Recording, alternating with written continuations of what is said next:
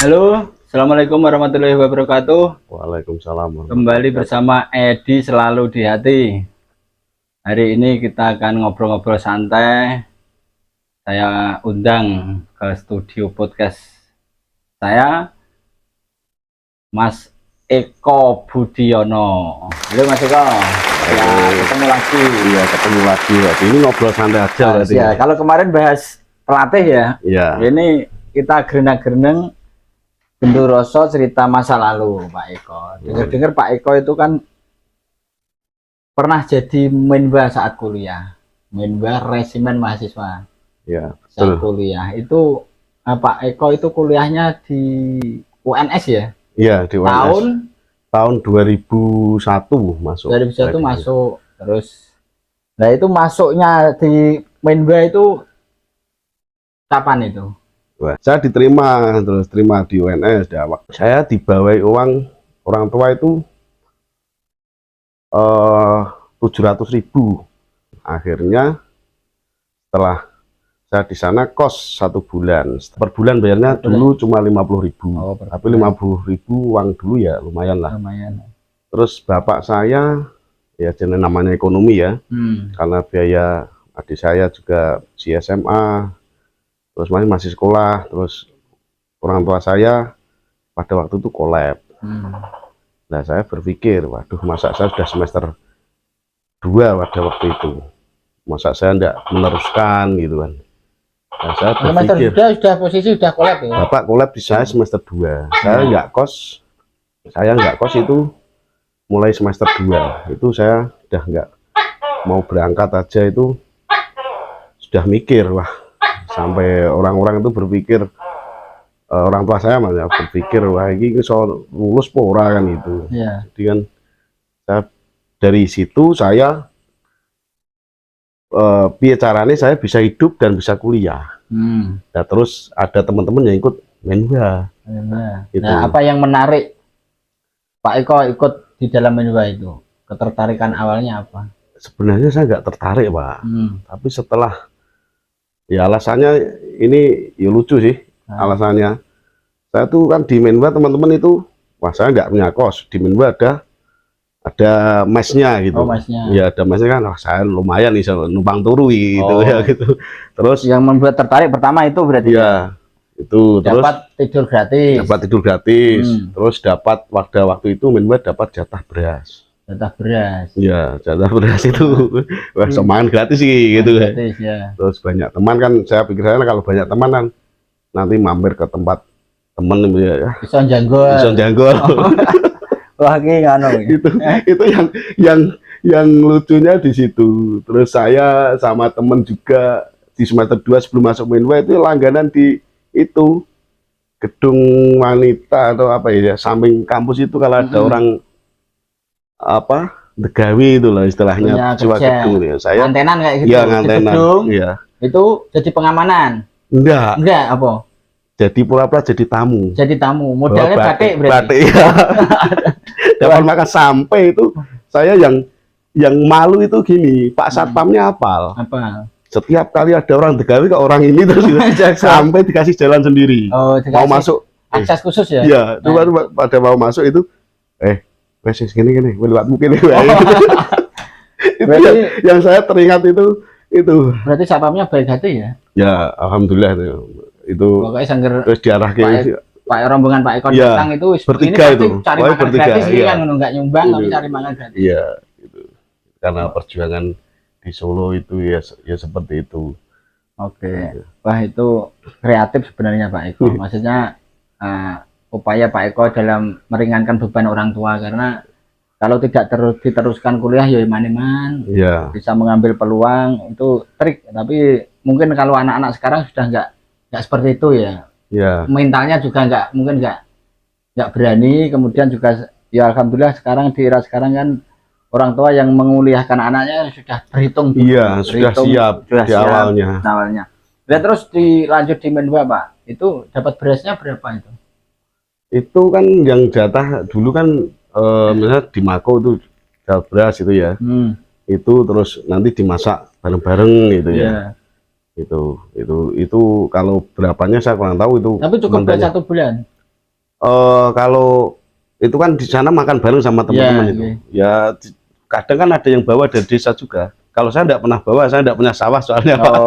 Pokoknya intinya dengan ikut menua itu sisah mangan gratis. Iya, itu. Yus beras jatah, kemudian dari bawa teman-teman. Kemudian kalau stok habis yo ada orang punya gawe tadi masuk menyertai gitu. Terus akhirnya mau tidak mau Pak Eko kan terlibat dalam kegiatan menua. Dan waktu saya kuliah dulu kan menua itu kan terkenal dengan semi militer, udah kayak tentara fisiknya itu Pak. Itu juga Pak Eko juga seperti itu. Iya, karena gara-gara tekad tadi pilih untuk makan gratis sama nginep gratis. Jadi saya yang mau nggak mau ikuti kegiatannya itu di pendidikannya. Ya dari situ ternyata terbentuk jiwa disiplin, jiwa ibaratnya itu berani ngomong, berani pokoknya ditempa disitulah. Kalau sekarang ini masih ada nggak tahu menua kayak gitu? Menua itu bagi anak-anak sekarang ya yang nonton mungkin menua itu apa itu? Menua itu resimen mahasiswa mungkin tentaranya mahasiswa ya. Iya. Ya kalau mahasiswa. Bisa dikatakan tentaranya mahasiswa sebenarnya tidak. Cuma kita itu kalau orang yang belum tahu di menua mungkin berpikirnya seperti itu. Seolah-olah menua itu tentaranya mahasiswa.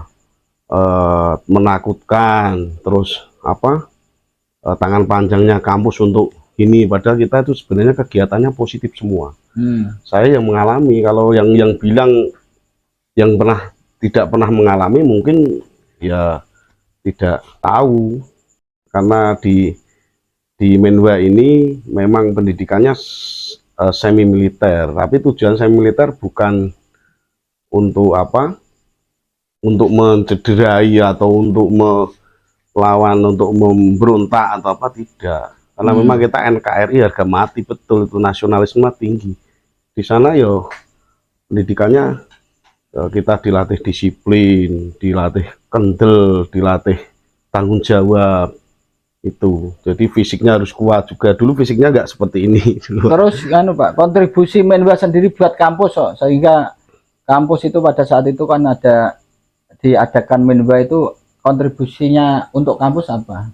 Sebenarnya banyak Pak. Untuk kontribusinya seperti kita untuk membantu si kegiatan-kegiatan kampus, misalnya kalau pas wisuda kita ada jadwal juga ngepam. Oh, parkir gitu. Iya, ya, enggak parkir itu keamanan di situ. Keamanan ya. Itu terus keamanan khusus juga pakaiannya ya. Iya, pakaiannya khusus ya. Itulah yang membuat mungkin menua itu seperti militer, seperti apa itu karena ya pakaian khusus itu. Tapi kan kita yang namanya unit kegiatan, kalau dulu di era saya dulu diganti dengan Kop Mahasiswa Siaga.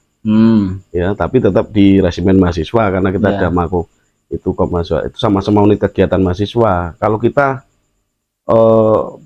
memang identiknya pakaian kita ya seperti itu. Seperti kalau mungkin UKM unit kegiatan mahasiswa yang pencak silat kan dia pakaian pencak silat. Nggak mungkin kan. Zaman itu juga sudah ada UKM juga. Ada, pada zaman era saya itu kan UKM banyak sekali. UKM pencak silat, bola voli, UKM taekwondo, mapala, itu banyak lah. Kita di bagian resimen mahasiswa itu. Ya kontribusinya ya tadi, misalnya kita malam ada yang tidak mungkin di kampus jam malam kan yang namanya mahasiswa kan banyak yang itulah karena pacaran. Ya, itu kan kita juga bertanggung jawab di situ. Oh, jadi jaga kampus juga ya. Tadi kan untuk kontribusi kampus ya. Mungkin yang di luar kampus, Pak. Pengalaman menjadi menua. Kalau yang jelas kita itu sosial, Pak. Jadi Pak Edi untuk kegiatan menua itu salah satunya juga melatih di tingkat SMA, SMK di baris berbaris, PBB, rappling, turun tebing pakai alat itu. Oh juga ya? Iya. Mengajari anak-anak SMA juga. Iya. Itu. Sambil mengenalkan, berarti kan termasuk mengenalkan kampus juga. Betul, kita juga sosialisasi itu. Jadi pada waktu itu ya kita sama PAUD pun juga pernah. PAUD. Iya, kita kan dekat sekolah, kampus kita deket Juluk tuh. Iya. Itu paling susah itu, yang PAUD itu. Karena kita siapkan, kalau kita kan terbiasa menyiapkan. Ya siap, gitu, ngasih pengarahan. Kalau anak-anak kecil kita nggak bisa. Kita siapkan, udah baris. Setelah itu ada apa? Binatang yang di juruk itu bunyi, lari semua. Gitu. kita harus satu-satu gitu, ayo baris lagi gitu. Outbound lah istilahnya, seperti outbound itu kita. Di Menwa kan kegiatannya tidak cuma itu, kita juga misalnya dalam keadaan seperti ini, contoh pengalaman saya, kita juga dilatih di SAR. Ya, pada waktu itu di Semarang itu di Pantai Marina itu yang latih dari Angkatan Laut itu. Itu penyelamatan di air itu kita juga dikirimkan anggota itu se-Jawa Tengah, kita gabung. Nah, kebetulan itu waktu itu saya juga dikirim itu Pak. Dikirim. Berarti disuruh berenang. Iya. Masuk anu ya. SAR latihan penyelamatan di air. Di sana juga diajari bertahan hidup, survive di air, di laut gitu kan. Itu juga kita ikuti. Jadi ada beberapa dikirim. Pak Eko bisa renang juga? Bisa Pak, kalau saya renang kalau di air nggak lelep soalnya beberatnya. dulu badan saya kalau renang saya memang dari awal saya sudah bisa.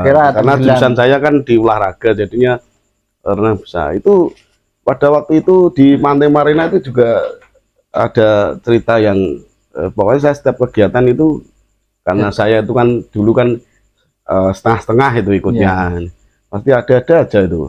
Jadi yang lucu, yang aneh-aneh itu. Apa itu di Marina? Nah itu pada waktu saya kan dilatih di penyelamatan bertahan, survive di air dulu. Itu survive.